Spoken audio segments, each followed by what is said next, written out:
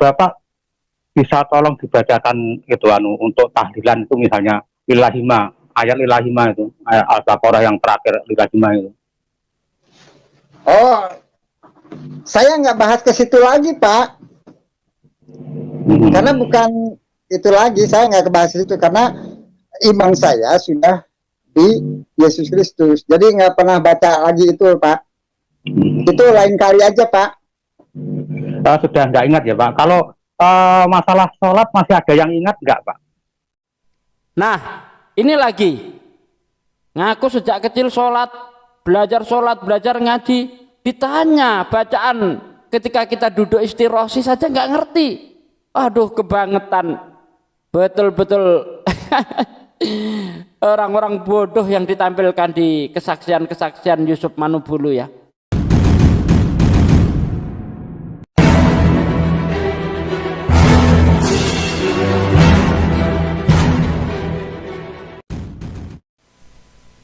Assalamualaikum warahmatullahi wabarakatuh. Alhamdulillahirabbil alamin, wassalatu wassalam ala rasulillahi ajmain. Rabbi shrahli sadri wa yassirli amri wahlul 'uqdatam min lisani yafqahu qauli, amin, amma ba'd. Alhamdulillah, puji syukur kepada Allah Subhanahu wa taala yang telah menjumpakan kita kembali di channel kesayangan kita, channel yang insya Allah akan terus bersama-sama dengan Anda menyerukan kebenaran Islam sebagai agama yang tinggi dan mulia, al-islamu ya'lu wa la yu'la alaih, dan tidak lupa membongkar tipu daya busuk kaum kafir, membentengi umat dari upaya pemurtadan yang dilakukan oleh mereka. Saudaraku yang dimuliakan Allah dimanapun Anda berada, dalam kesempatan ini saya ingin menampilkan kembali sebuah kesaksian seorang murtadin yang saya ambil dari pengepul murtadin botol. Saya harap saudara-saudara sekalian tidak bosan menyaksikan video saya yang terus membongkar tipu daya busuk kaum kafir, membongkar kesaksian-kesaksian murtadin botol. Insya Allah dengan menyaksikan video-video apa yang saya sajikan kepada Anda akan memperkuat iman Anda. Nah, dalam kesempatan ini saudaraku sekalian, saya juga menampilkan kesaksian seorang murtadin botol. Nanti kebotolannya itu dibongkar oleh Pak Cabe. Pak Cabe ini memang mantap. Ya, sehingga banyak para kaum kafir ini pada kepanasan oleh Pak Cabe ya. Nah, bagaimana video selanjutnya nanti kita saksikan bersama-sama. Tapi sebelumnya saya ucapkan terima kasih kepada para pendukung channel ini yang sudah berperan serta ikut membesarkan channel ini, dan yang baru saja bergabung jangan mau ketinggalan ikut subscribe juga. Insya Allah dengan subscribe channel-channel dakwah Anda sudah ikut ambil bagian dalam dakwah, ikut membentengi umat dari upaya pemurtadan. Dan apabila dianggap bermanfaat silahkan di share melalui media sosial Anda, sehingga apa yang Anda ketahui diketahui juga oleh rekan-rekan Anda, dan diklik tombol loncengnya supaya setiap saya upload video baru Anda mendapatkan notifikasi dari video yang saya upload. Oke saudaraku, kita saksikan videonya sampai selesai. Selamat menyaksikan. Segera terima telepon pertama dari Pak Cabe. Selamat malam Pak Cabe. Selamat malam. Saya tak langsung ke Pak Saiful, Pak. Silakan. Oke, untuk Pak Saiful, selamat malam. Aduh, hilang. Pak Saiful nggak bisa dengar suara saya. Pak Saiful, bisa dengar Pak? Pak Saiful? Tampaknya nggak dengar, Pak Saiful. Pak Saiful, bisa dengar suara Pak Cabe? Belum, Pak. Ya, Bisa dengar nggak Pak? kurang jelas nih. Pak Saiful bisa dengar. Handsetnya dilepas dulu Pak, handsetnya lepas dulu baru dipasang lagi. Handsetnya lepas dulu baru pasang lagi, baru colok lagi. Lepas dulu baru colok lagi. Ya.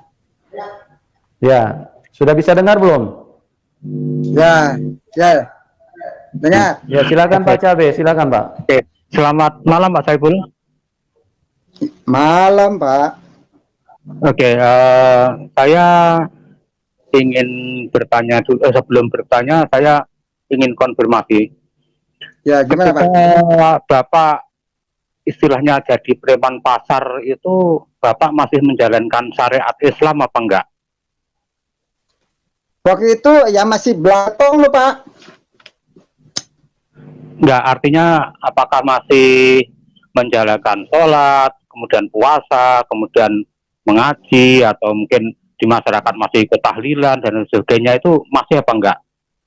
Waktu itu masih Pak, masih.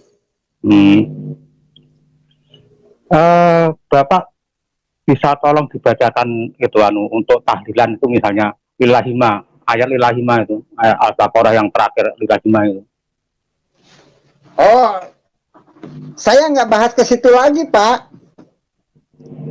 Karena bukan itu lagi, saya nggak bahas itu karena iman saya sudah di Yesus Kristus. Jadi nggak pernah baca lagi itu Pak. Itu lain kali aja Pak. Sudah menjadi tabiat para murtadin botol ini ya. Setiap ditanya tentang masalah keislaman ya, termasuk tadi masalah tahlilan, mengenai surah Al-Baqarah yang biasa dibaca di dalam tahlilan itu ya, lillahi ma fis samawati wa ma fil ard wa in tubdu ma fi anfusikum aw tukhfuhu wa la yuhasibukum bihillah, dan seterusnya ya. Itu nggak tahu dia, kemudian ngeles, sudah tidak mau lagi mengingat-ingat masa lalu. Ini betul-betul kelakuan manusia ular, licik dia. Kalau memang dia itu sudah tidak mau lagi bersentuhan dengan Islam, kenapa dia berpakaian ala Islami, menunjukkan bahwa dirinya itu bekas Islam?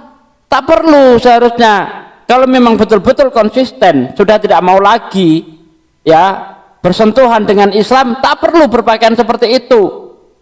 Nah, ketika Anda sudah berpakaian seperti itu, Anda harus siap diuji ya. Tapi karena Anda memang bodoh dan tolol, tidak ngerti Islam, makanya Anda murtad ya, ngaku-ngaku Islam, taat, biasa tahlilan, tapi begitu ditanya soal tahlil kebingungan. Inilah ciri-ciri manusia ular itu.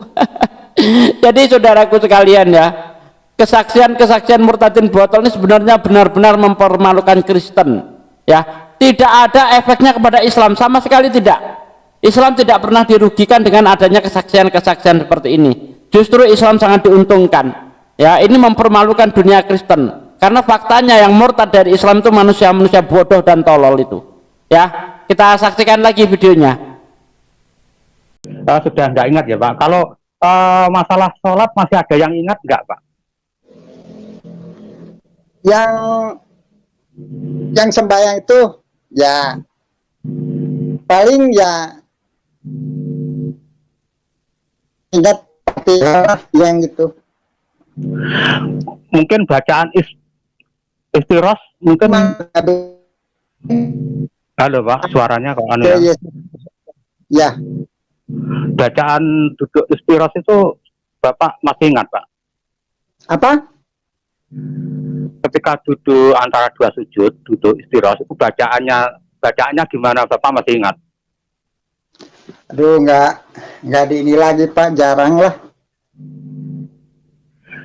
Bapak memang lupa atau memang nggak sama sekali belum pernah bisa Pak?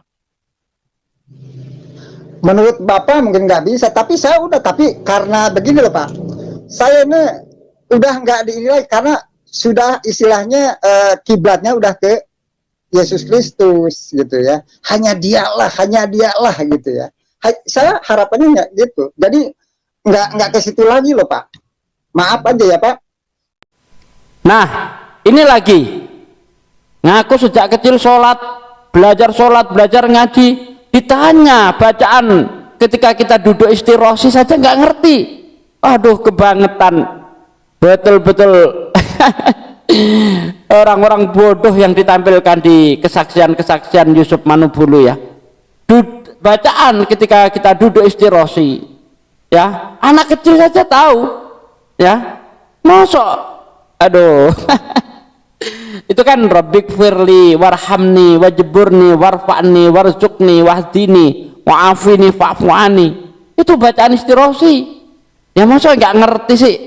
Katanya sejak kecil sholat, ya. Bahkan ketika masih menjadi preman masih rajin sholat, rajin tahlilan. Tapi ditanya soal apa namanya bacaan istirosi saja tidak tahu. Ini kan betul-betul menunjukkan manusia paling tolol. Jadi tidak ada orang Islam yang paham Islam, yang ngerti Islam, taat kepada ajaran Islam, murtad itu tidak ada. Kebanyakan mayoritas bahkan semua murtadin itu pasti bodoh dan tolol, tidak ngerti ajaran Islam, tidak paham tentang Islam, makanya dia murtad. Lanjut. Ya, itu sebetulnya saya sangat salut apabila ada orang yang berpindah keyakinan, misalnya katakanlah dari Islam itu pindah ke Kristen, itu sudah tidak ngutek lagi masalah agama Islam. Itu saya sangat salut, sangat senang sekali dan sangat menghargai. Tetapi Bapak tidak konsisten, tadi malah membaca Al-Zukhruf 61 dengan dipleset-plesetkan, dengan disalah-salahkan. Itu kan itu tidak konsisten. Itu namanya apa ya? Kalau baca disampaikan dengan benar sih nggak apa-apa. Tapi kalau seperti Bapak tadi kan Bapak plesetkan itu, dia akan menyesatkan orang yang dengar itu. Iya, itu kan yang itu kan waktu dulu saya bacakan itu kan dulu. Itu kan dari awalnya seperti itu saya tuh. Kalau memang Bapak enggak artinya belum paham betul itu apa itu tentang itu, ya jangan dibaca lagi lah Pak. Itu kalau dipleset-plesetkan gitu kan itu akhirnya apa itu menyesatkan orang yang mendengarkan, Pak. Itu kan cerita latar belakang saya, Pak. Jadi nggak terus ketemulah seperti itu. Jadi nggak saya bahas lagi. Tapi saya sekarang udah kembali ke Yesus Kristus. Jadi nggak itu, Pak.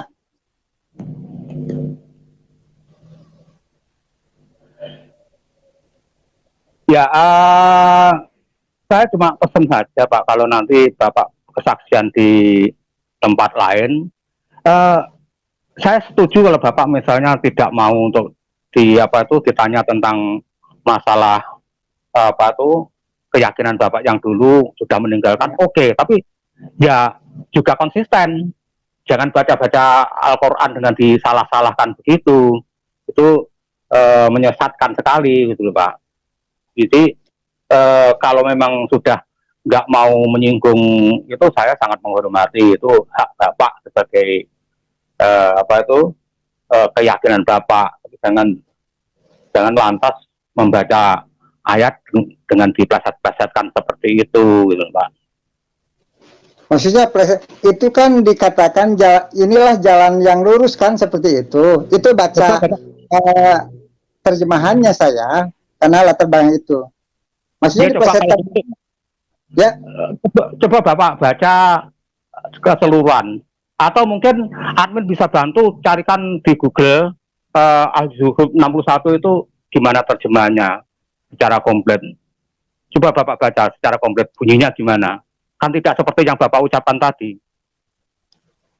Itu terjemahannya yang ya, karena tadi saya, dan sungguh dia, ya dalamku Isa, benar-benar menjadi pertanda akan datangnya hari kiamat. Karena itu janganlah kamu ragu-ragu tentang kiamat. Itu dan ikutilah aku, inilah jalan yang lurus. Itu kan. Nah, itu artinya yang betul seperti itu Pak, bukan seperti yang Bapak baca tadi waktu kesaksian. Al-Zukhruf itu artinya seperti itu. Itu loh ya, Pak. Ya makanya diambil sepotong saya waktu itu. Itu yang ingat saya itu kan, inilah jalan yang lurus begitu. Ya itu namanya diplesetkan. Berarti Anda menganggap bahwa di dalam Al-Quran mengatakan Isa itu jalan yang lurus, padahal yang dimaksud di situ Isa itu sebagai pertanda akan datangnya hari kiamat. Dengan memahami bahwa datangnya Isa yang kedua kali ke muka bumi itu sebagai pertanda akan datangnya kiamat, itulah jalan yang lurus. Itu jadi bukan kok Isanya jalannya lurus menurut Al-Quran Al-Zuhruf 61 itu pengertiannya seperti itu, Pak. Jadi jangan dipelesetkan kemudian dipotong. Ini Al-Zuhruf 61 mengatakan Isa itu sebagai jalan yang lurus, jangan seperti itu. Iya kan, saya kesaksian itu, makanya ya menemukannya seperti itu. Tapi saya sekarang ya udah yakin bahwa Yesus Kristus adalah jalan ke, nah kiblatnya udah ke ini. Jadi saya nggak bahas itu lagi loh, Pak. Ya, makanya saya tadi kan mengatakan sangat salut bahwa Bapak sudah meninggalkan sama sekali. Tapi dia juga sebaliknya jangan memeleset-melesetkan itu, gitu loh, Pak. Oke, Bapak, mungkin saya sedikit bertanya tentang kekristenan. Kalau bisa juga silahkan jawab, kalau nggak bisa juga nggak apa-apa. Bahwa ya, manusia itu dibaptis itu karena apa dan tujuannya untuk apa, Pak?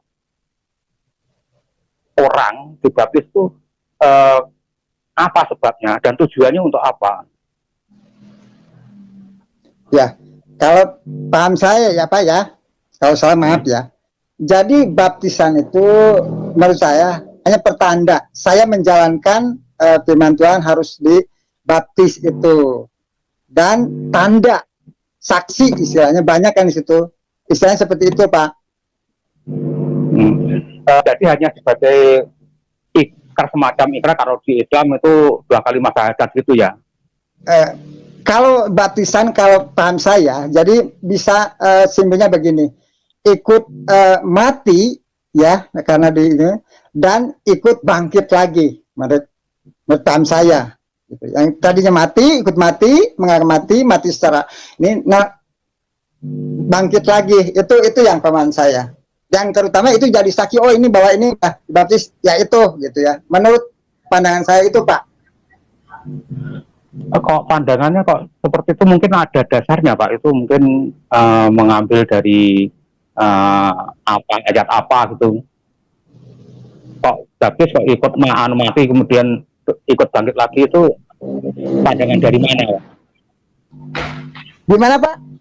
Suaranya potong-potong, Pak.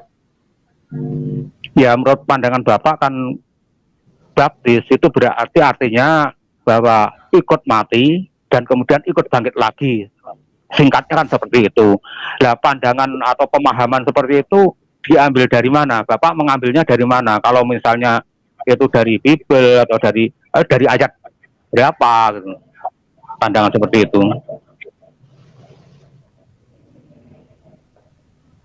Iya, Pak. Saya kembalikan dulu ke Pak Yusuf, Pak. Saya di sini suaranya kurang ini, potong-potong, Pak. Saya nggak ini. Maaf, Pak. Saya kembalikan ke Pak Yusuf ya. Ya, coba pakai handset, Pak Saiful. Coba pakai handset, Pak. Pakai handset, Pak. Coba pakai handset, Pak. Pakai handset supaya Bapak bisa dengar. Ya. Jadi begini, Pak Cabe, untuk masalah baptisan itu sebagai ikrar seorang manusia untuk dinyatakan kepada Tuhan bahwa manusia memilih Tuhan, mau mengikut Tuhan. Dan tujuannya, kenapa harus dibaptis, kenapa harus diselam? Karena itu artinya tujuannya manusia ini kehidupan lamanya dikubur kehidupan lamanya, terus bangkit hidup baru bersama Tuhan.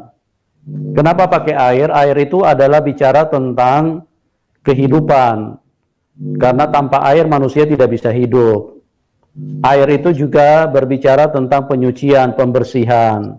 Jadi hidup lama itu dibersihkan, disucikan, masuk dalam air, dikubur. Sama dengan seperti kayak Tuhan Yesus itu dikubur selama 3 hari dan kemudian dia bangkit.